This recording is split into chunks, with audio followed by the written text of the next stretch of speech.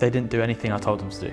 I never even heard of the word mindset. And if you're curious, then you're going to learn more. So you're going to soak up all of that information. Because if you're not curious, then you're going to think that you know better, or your ego's going to get in the way, or whatever it is. Right? How we perceive everything. It's how you perceive everything. Yeah. So I can be quite direct and call out my clients. Yeah. Speak about your scars, not your wounds. Vulnerability in leadership is vital. What are the easiest things that people can do to implement a healthier, more resilient, and just an overall more kind life to themselves? There's a quote Tony Robbins said, in your head you're dead. Right? So get out of your head and into your life. I don't believe in work-life balance. You don't believe in work-life balance. What does that actually mean to you? What exactly does mental fitness mean? Time is just another word for priorities. As individuals, we should always be evolving, shouldn't we? We should always be growing and trying different things.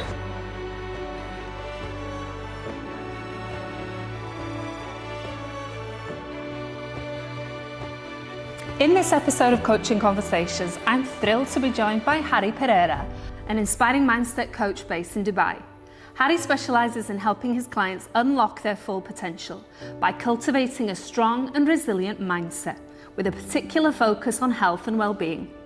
As part of this series, I'll be meeting coaches in environments where they feel most comfortable, giving us a unique insight into their world. During our conversation, we'll explore Harri's approach to working with clients, uncover the strategies he uses to foster growth, and gather practical tips we can all apply to enhance our own mindsets. Whether you're looking to improve your mental clarity, build better habits, or simply gain insight into the power of mindset, this episode promises to be full of actionable advice and inspiration. Welcome to Coaching Conversations, Harri. I have been wanting to get you on the show for a very long time, so I'm super excited about today's conversation. So tell me, first of all, and our listeners, how did you get into coaching? Coaching started for me 8 years ago. I started PTing, started fitness coaching for clients, and also doing classes as well. So I kind of went from teaching in a school to starting my own sort of freelance business in the health and fitness coaching. And I started working with individuals and gaining experience working one-to-one with some individuals, but also some quite high caliber people in Dubai mainly, and then I went back to the UK. But really, I got fascinated with the individual rather than the health aspect of it. And look, health is still a massive part of my life, and fitness and all of that stuff, and it's still part of my coaching.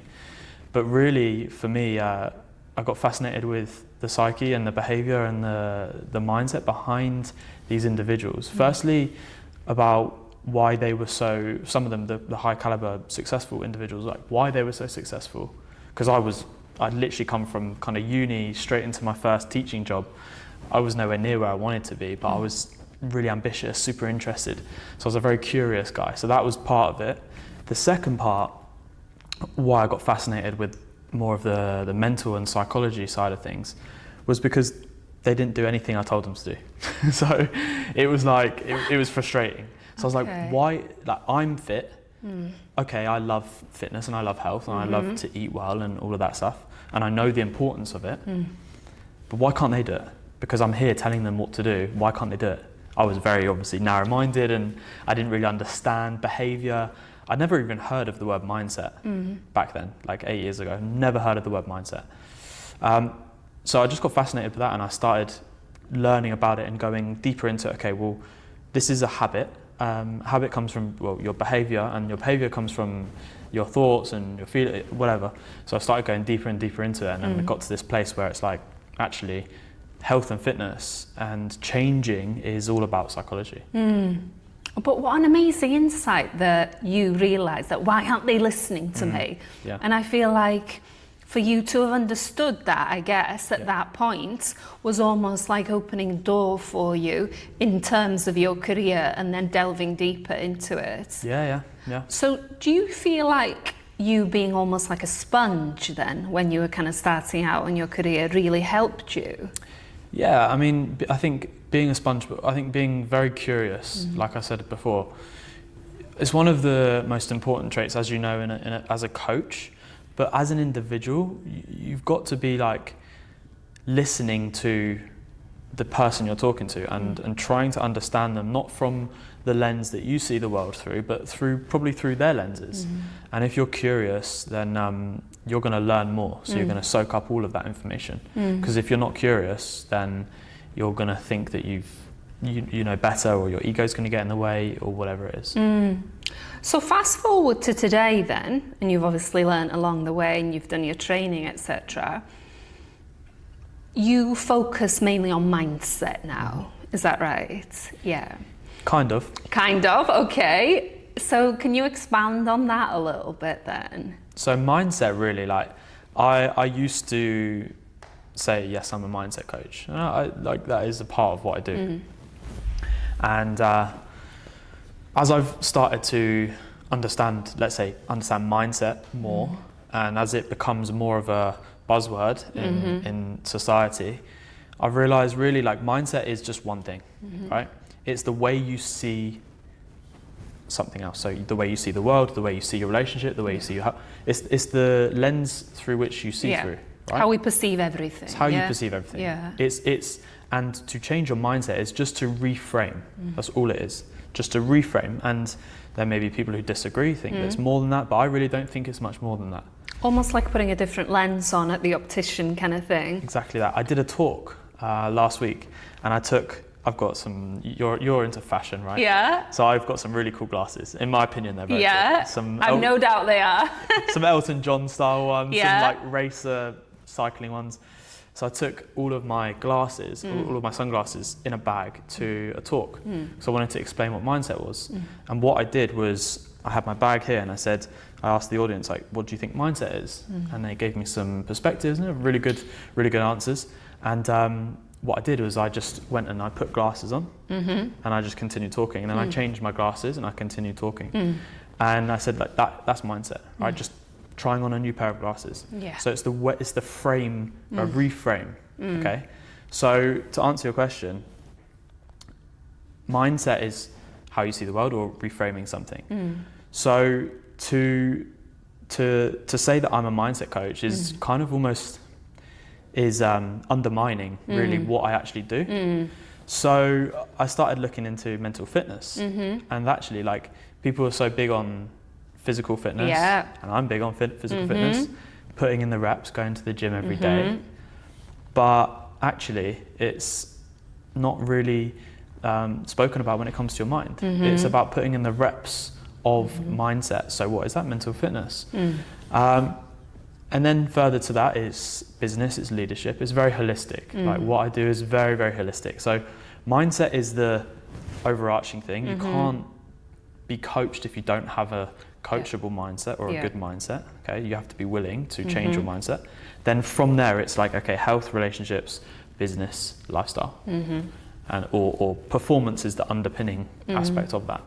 So it's helping people perform at a high level, whether it's their focus is career focused, or whether it's I need to get my health in a better place so that I can live a happier, more satisfying life. I can think with more clarity, I've got better direction, and maybe improve longevity, or whatever that is. So yeah, there's an array of different things, but really mindset is where it starts, but it's definitely not where it ends. So in terms of anyone listening to this podcast then, if they're going to look at their life from that different perspective, I presume our surroundings has a lot of effect on our perspective on things as well. And it can be quite difficult for people sometimes to see things through a different perspective when they're perhaps not exposed to other things. How do you open up that perspective for people? What are the tools and techniques that you use? To open, you have to be willing to open your own perspective, firstly. So I've got to gather information and discover whether they're going to be able to do that. and all I do is guide them along. Okay. Right? I don't actually change their perspective. Because you're quite specific about who you want to work with, aren't you? Yes. Yeah. So I choose my clients essentially. They think that they choose me, but actually I choose them. Okay. Maybe that wasn't the case a few years ago, but it is now, because I don't want to work with people that I just don't.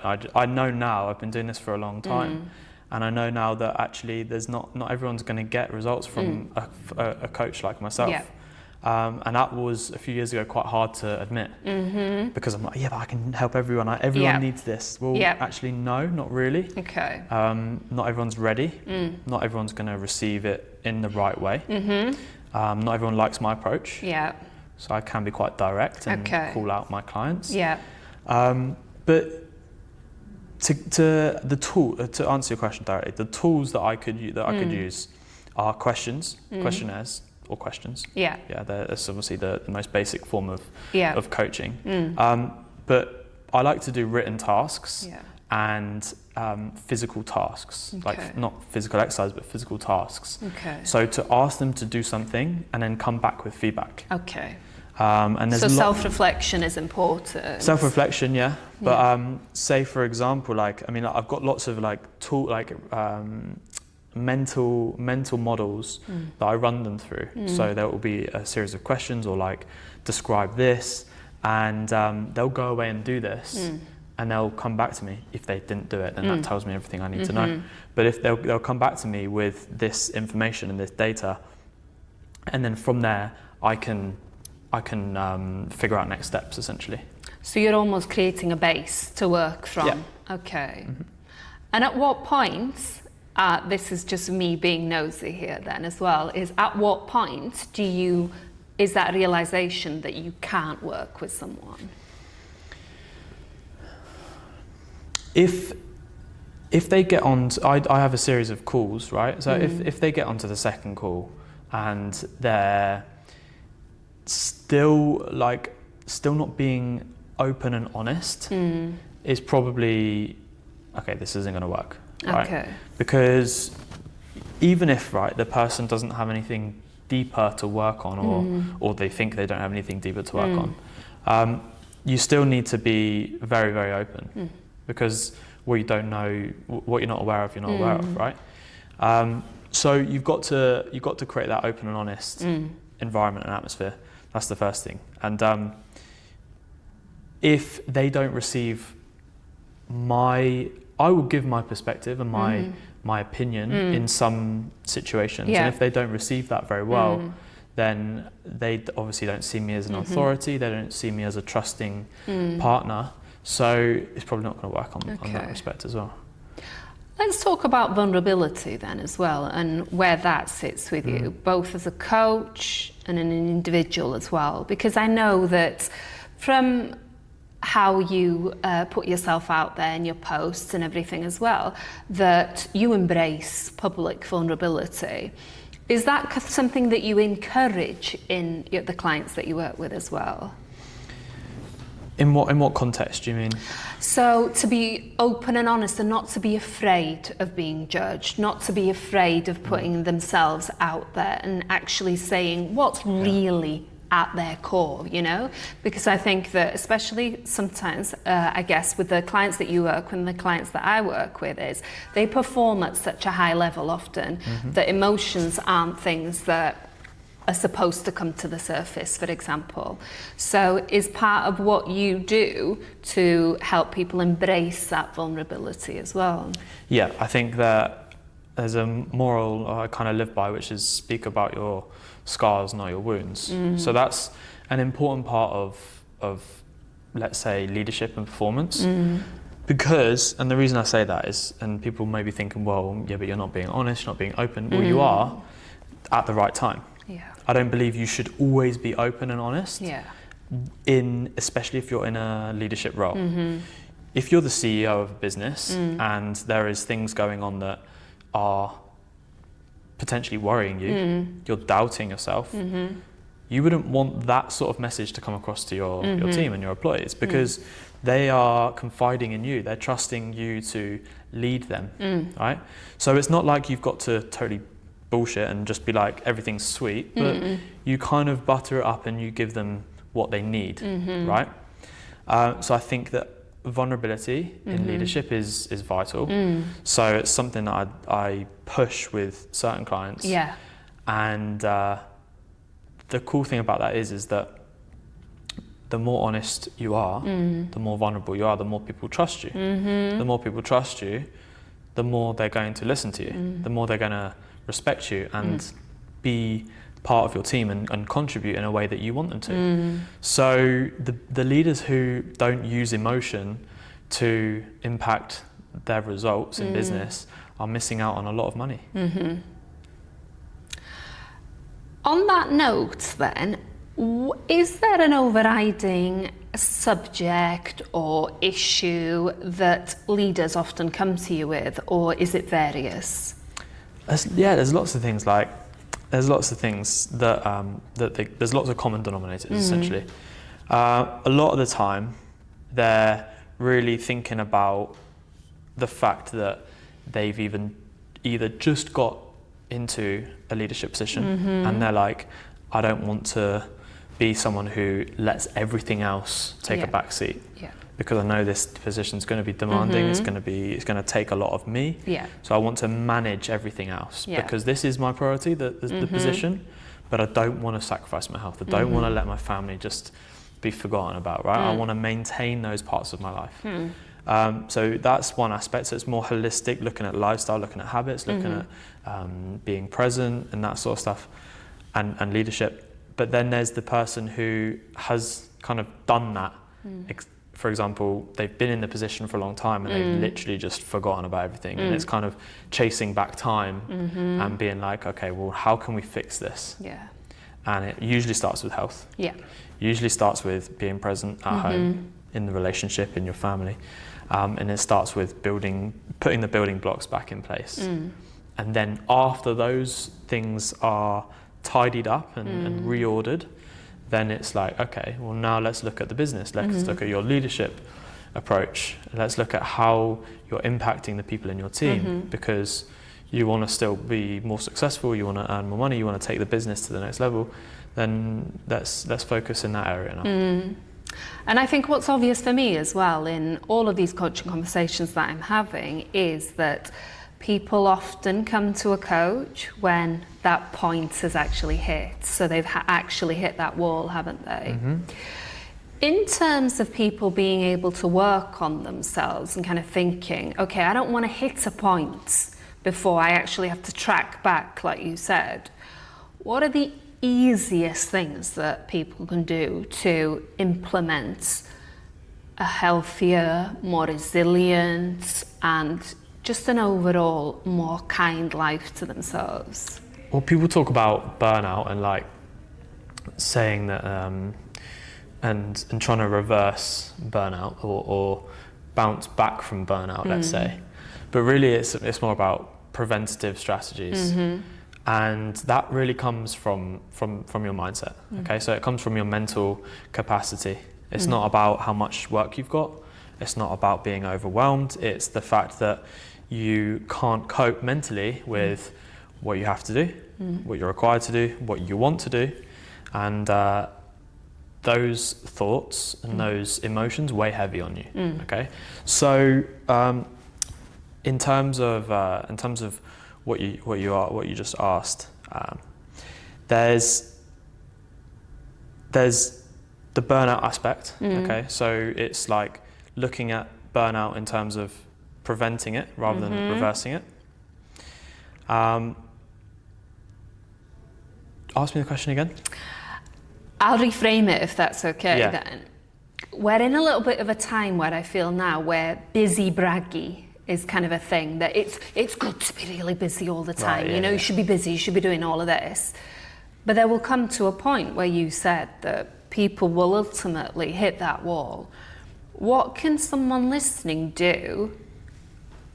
Let's say they're 4 meters before that wall, before they actually hit it. What can they do in their life now? Okay.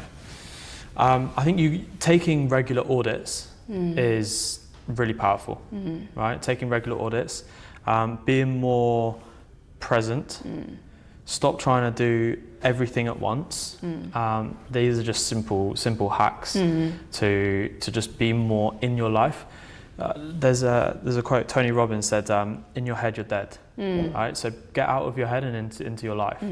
If you can see these things coming, you're probably too egotistical to call yourself out on it, because you're like, no, I can deal with it, and then you keep going, and then again you hit the wall. It's the same story every time, and I'm guilty of it as well.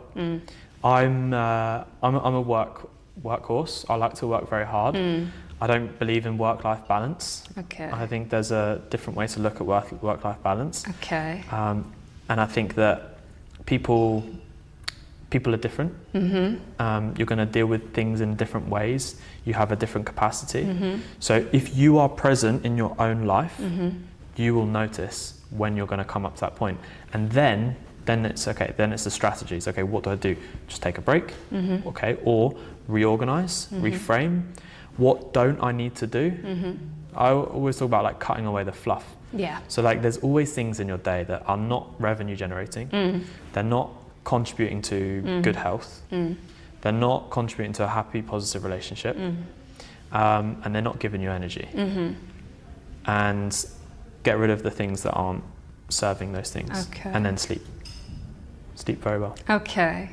Okay, let's move on to health and wellness then. So for anyone that's just listening to the podcast rather than watching, me and Harri have come outside. Beautiful Dubai weather. This is how I'm used to seeing you, Harri, in shorts and t-shirts in your natural environment. So I want to pick up on something that you just said then about that you don't believe in work-life balance. What does that actually mean to you? I think people look to micro when it comes to work-life balance. Like Alex Hormozy spoke about this. I'm not going to take full credit for it, but it kind of opened my eyes to actually what work-life balance means to someone like myself and to other people who are super involved in business and very entrepreneurial minded. Like, it's about zooming out, right? Look at it on a macro scale. There's going to be days where you wake up at 5 a.m.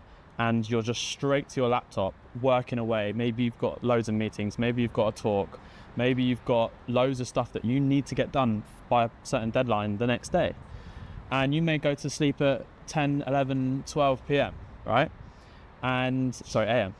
And then you may also skip lunch and you may not have been hydrated, whatever it is. Like, you may have just had a day where you couldn't have self-care. Does that mean you have a poor work-life balance? You may have not spoken to your partner all day because you've been so busy. Does that mean you have no work-life balance? What about the next week when you take them out for a meal, or you have a nice trip away, or maybe you have 4 or 5 holidays a year, right? It looks different for everyone. Yeah. So for me, I'm always going to have days and weeks where I'm working harder and I'm like all in on work. And then I'm going to have weeks where I won't work for a whole week or 2 weeks. And for me, that's work-life balance. Over the course of a year, there's going to be higher and lower periods. Like in summer in Dubai, it's dead. Yeah. So I went traveling for 6 weeks. Okay. I took my laptop, of course. Okay. But it was not like it was for me, it's not a day-to-day thing. Yeah. It's look at it on a year, look at it on a macro scale. Have you got balance in the areas that need balance? And are you caring for yourself enough day to day that you're not getting overwhelmed, you're not putting yourself in a bad state? Sweet, that's fine. Okay. Right? I think just define these meanings for yourself, because otherwise you're going to get frustrated and conflicted with what society thinks work-life balance is. Yeah. So let's talk a little bit more then as well about the PT aspect of what you did, because it's a big part of what you do. So for anyone watching or listening, you've done some crazy challenges in your time, haven't you? Tell me about some of the ones you've done. Yeah, so these were a couple of years ago. I've done 2,600 burpees in a row. Wow. In the quickest time as possible. I did like a weighted vest push-up challenge, like 850 weighted vest push-ups. Ran 55 kilometers. Just climbed the height of the Burj Khalifa on a rope, like up and down, not the actual a rope that high. yeah, some pretty intense fitness challenges, all for charity. Why do you set yourself these challenges? I mean, I've got to walk the walk as well as talk the talk, right? Okay, is that a big part of it? Yes, but also I think that you learn about yourself when you do these challenges. That's why I love fitness, really. It's not because I actually love lifting weights or love going on runs. I don't really. Yeah. I love what it does for me. Okay. And I think when you make that association, these challenges and these things that push you a little bit further, they give you more than just the physical benefits, right? So I think my biggest fear was public speaking. Okay. A long time ago. Well, actually not a long time ago, only up until 2 years ago. I really started to overcome that fear, and I still get anxious and I still get nervous when I'm doing talks. But I realised the carryover between fitness and life, for example, and that was one of the things. Like, if I can do this hard thing in this aspect of my life, I can learn to do the hard thing here. Yeah. Maybe I can't do it right now, but I will be able to one day. Yeah. So there's a big carryover, and that's what's so cool about that. So when it comes to small steps, then I would like you, if that's okay, seeing as I've got you here today, to show me some small steps when it comes to perhaps my own physical fitness or anyone watching that they can implement. Because I think you and me know as coaches that people think that they have to go all out straight away and that they think they have to go to the gym every single day. And when they don't do that, they fail. Yeah. And they don't even count the 3 days that they went as an achievement. Yeah. So what can we do today here then? What are you going to show me that I can do? Well, coaches being coaches, I'm not going to show you anything.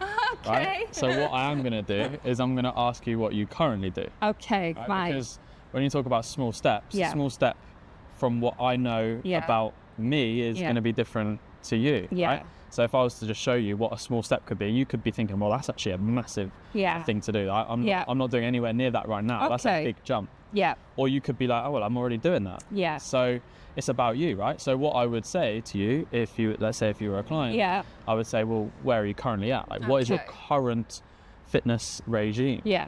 If it even exists, usually. Okay. It doesn't exist for my clients. Yeah. So it's about, okay, cool, let's look at your steps. Yeah. Let's not even worry about the gym. Let's not worry about fitness. Okay. I don't actually do PT anymore. Yeah. I just give them the structure and the plan of like, okay, this is what we can do. Yeah. This is how to do it. And let's reevaluate next week. Okay. And then we come back. So yeah, I mean, the easiest place to start is how many steps you get. Okay. Right? On that note then, let's put our watches on and let's walk away, shall we? Let's walk. Okay, Harri, so we've talked a little bit about physical fitness and well-being.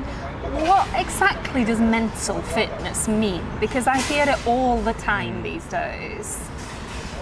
I see it quite differently to how most people see it, I think. Okay. I think the basics are there, so people have got the foundations right, so it's like putting in the reps behind your mental fitness and practicing mental practices daily, right? So life is going to offer you the opportunity to grow mentally, and I think that is really the epitome of like what mental fitness is. It's like using life's opportunities and adversity to react in a more positive or productive way, or to make something out of the things that have happened to you. So that's what mental fitness can do for you, really, and that's how you practice it. Yeah. But then you can practice it in a training ground as well. Okay. So you can do things like mental practices, let's say the basic ones that everyone knows, meditation, journaling. Like, these are mental practices. Okay. Or emotional practices even, right?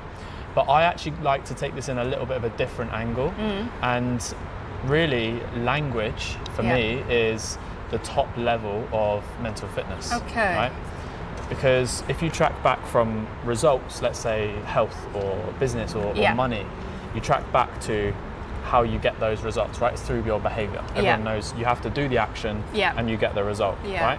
But where does your behavior come from? Well, it comes from your beliefs. Okay, so it goes, if you track backwards, it goes results, behaviors, beliefs. Yeah. Where do your beliefs come from? A belief really is just a thought that you've repeated so many times, you've stopped questioning it, right? Yeah. So then it begs the question, well, okay, so what is the narrative where that's coming from? Yeah. Well, it's how you talk to yourself. Yeah. So, in short, change your language, change how you talk to yourself. Yeah. And some of the ways we do that is through removing things like negation, soft talk, pressure words, Yeah. like I need to go to the gym. Yeah. I must go to the gym. Yeah. Remove that need. You don't need to do anything. Yeah. Let's say I'm going to the gym, or Yeah. I will go to the gym. Yeah. Or if you're trying to get Yeah. back in shape, well, Yoda says, do or do not, there is no try. Yeah. Right? So remove the try, because Yeah. you're just giving yourself a way out along the way. Yeah. And really, like when you talk about mindset, that is what I do with mindset. It's Yeah. like, how can we make your goals as easy as possible to get to? Yeah. And the first way to do that is to change the language. Yeah. And I've noticed coaching people recently as well that word time that people put with other things as well is so limiting, isn't it? Yeah. It's that, and it's a very pressure. It's such a simple word, but it creates so much pressure Yes. amongst people. So I think what you said about using those words there is incredibly powerful as well. Time is just another word for priorities. My priorities aren't set. Like you've always got the time to do whatever you're not allocating the time. Yeah. Okay. Yeah, you've got more on at a certain period of time, but really, your priorities aren't aligned, Yeah. and your behaviours aren't aligned with the goal. Okay. So for someone listening now then, if they were going to take anything away from what you've said today, what would it be? It would be start to be mentally fit Okay. if you want to be physically fitter. Okay. If you want to get yourself out of a rut and bounce back from burnout, look at your language, look at how you relate to your goals, right? And when I say how you relate to your goals, it's like, what is the relationship between you and the things you have to do? Okay, is it pressure? Is it those needs and must? Do I need to go to the gym, or am I trying to get back in shape? Then you're just you're pushing it away. What you resist persists, right? So you're always going to be chasing it. Yeah. So I think that's the biggest takeaway. Reframe it. That's what mindset is. It's about reframing. We've got a guest. Oh, we have got a guest. Wow, she's not in any lycra or in any shorts, No, so she's she not can't gym be ready. part of it. She's not gym ready, exactly. So, Harri, tell me what the future is for you. To go all in on speaking at events, speaking at businesses, Yeah. at companies, which I've done a lot more in the last year, or especially in the last 2 months. To be more of a let's say a thought leader. I don't like that phrase, but let's say a leader in the industry of health, performance, and mental fitness. Less so of like, I'm just an online coach sort of thing. Nothing against that. I've done that for years, but it's actually, I want to be able to figure out a way that I can impact more in a more efficient way, and that's through talking in front of big crowds. It's also talking at companies and spreading the message, and then it's taking it one step further and actually diversifying through products, and more of like a coaching or high performance ecosystem. Okay. Whatever that looks like, I'm not 100% sure yet. So let's see where the future takes us. How exciting. So in terms of how you're kind of self-developing yourself, because I think that you're almost the king of self-development, aren't you? You're always you're always trying to kind of evolve. And what you said about public speaking there, number one, I was quite shocked, Harri, because I would have thought that you would have been a total natural at it. So I think that you saying that you're constantly working on yourself as well is incredibly powerful, because I think that as individuals, we should always be evolving, shouldn't we? We should always be growing and trying different things. So again, for anyone listening, if they do feel like they're a little bit stagnant perhaps in what they're doing, are there any things or any steps that they can do to evaluate where they are now and think about perhaps where they want to get to? I think the most powerful thing anyone can do is have a solid set of goals, right? 97% of people don't have goals written down. So if you want to be in the top 1%, write down your goals and write down good goals, right? To be in the top 3%, just write them down. Right? So I think that getting yourself a solid set of goals, right? If you don't know how to create yourself a goal, Yeah. I always say that SMART goals are kind of outdated now. Yeah. And you need to look at just creating a well-formed, positive goal. Yeah. Okay? And I do this through something called a purpose pyramid, which is an exercise I take my clients through. But if you are struggling to think of, well, I don't know what I want, I don't know what I want to achieve, create an anti-vision. So ask yourself what you don't want, Yeah. right? And then work backwards. But I wouldn't start there. If you can think Yeah. of a goal, it's better to start Yeah. with something positive. Yeah. But if you can't, what don't you want? Yeah. And then work backwards from there, because that's Yeah. going to give you a sense of purpose. It's going to give you a sense of direction. And Yeah. people talk so much about finding your purpose, but really your purpose is just this. It's not a fixed state. Yeah. It's always an ever-changing Yeah. emotion, I Yeah. think. I wouldn't know how to answer what my purpose is. Yeah. And I've got more energy, motivation than 99% Yeah. of people. Yeah. So, yeah, I think that get some solid set of goals, Yeah. and if you don't know what to write down an anti-vision, Yeah. and then chunk it down into small steps, Mm-hmm. and then start working towards it. Yeah.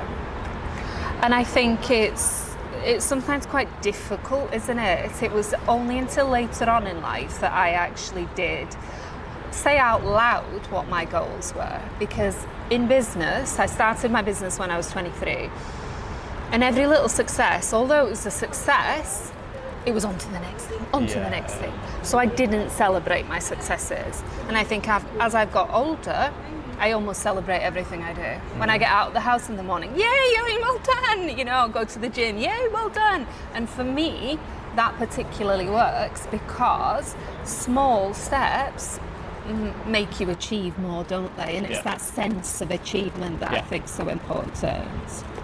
Well, Harri, I've got to say one thing that I think whoever does have you as a coach is incredibly lucky, because I feel like you've got a certain energy about you, and I think that that's what's incredibly powerful as well.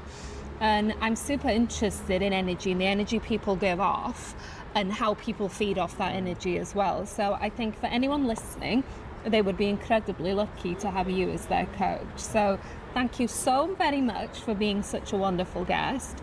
We're going to do a dips challenge now, where I beat Harri on here now. Well, that's not fair. I did chest today. So that's... First to 100, me and Harri are going to do dips here now. Thank you so much for being such an amazing guest. I'm Elin, and this is Harri Pereira. All his details will be in the description below. And don't forget to like, subscribe and share. This has been Coaching Conversations. Thank you.